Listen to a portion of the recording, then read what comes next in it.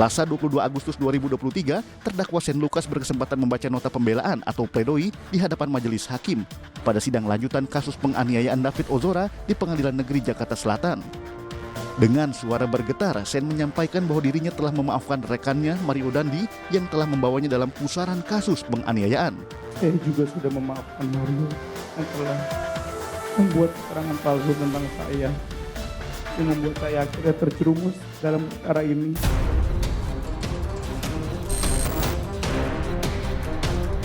Sambil terisak, Shane juga memohon kepada majelis hakim agar mempertimbangkan sikap jujurnya selama di persidangan dan kelak bisa memberikan putusan bebas kepada dirinya.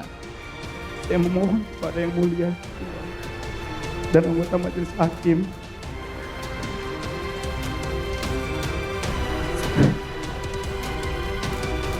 sudilah kiranya menerima pembelaan saya ini.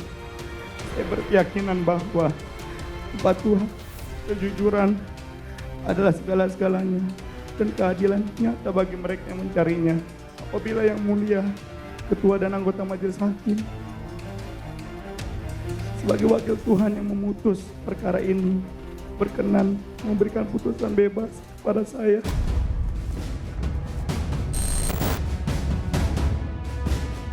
Sebelumnya terdakwa Shane Lucas dituntut 5 tahun penjara oleh jaksa penuntut umum dalam perkara penganiayaan berat terhadap David Ozora. Tuntutan disampaikan oleh tim jaksa penuntut umum dalam persidangan yang digelar pada Selasa 15 Agustus 2023. Menyatakan terdakwa Shane Lucas Joshua Pangolian Lumbantuan alias Shane telah terbukti secara sah dan meyakinkan bersalah melakukan tindak pidana turut serta melakukan penganiayaan berat dengan rencana terlebih dahulu sebagaimana pasal 355 ayat 1 KUHP untuk pasal 55 ayat 1 ke 1 KUHP menjatuhkan pidana penjara oleh nama itu kepada terdakwa Shane Lucas Joshua Pangolian Lumbantuan alias Shane dengan pidana penjara selama 5 tahun.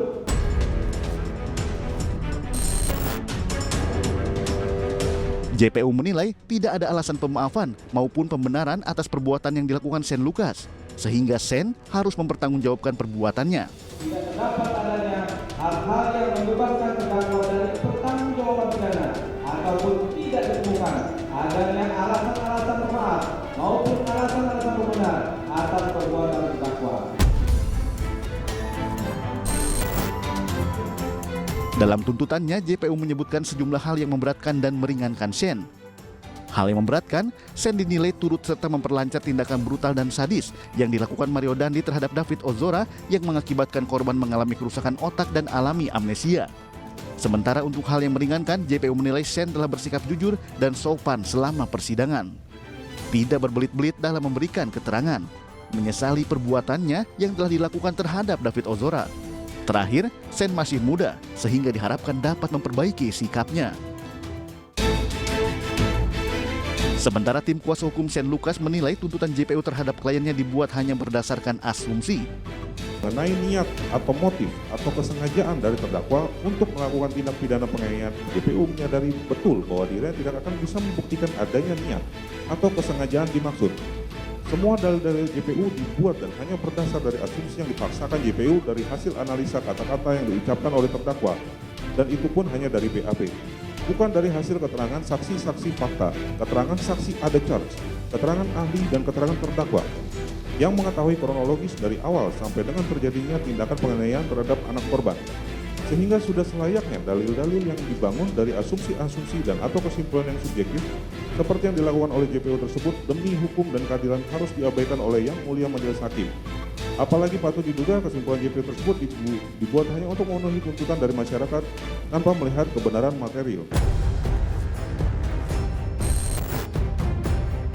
Tak hanya membacakan nota pembelaan, Mario Dandi dan Shane Lucas juga dituntut membayar restitusi ke David Ozora sebesar 120 miliar rupiah.